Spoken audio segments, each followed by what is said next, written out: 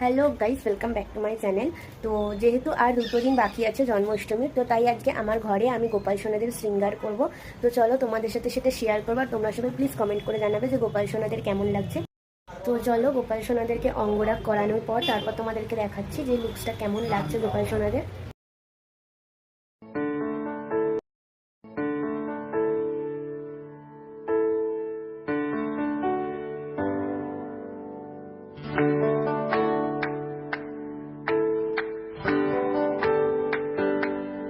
তো এই যে এখানে আমার গোপাল সোনাদের অঙ্গরাগ করা হয়ে গেছে। আর চলো তোমাদেরকে দেখাই কেমন লাগছে।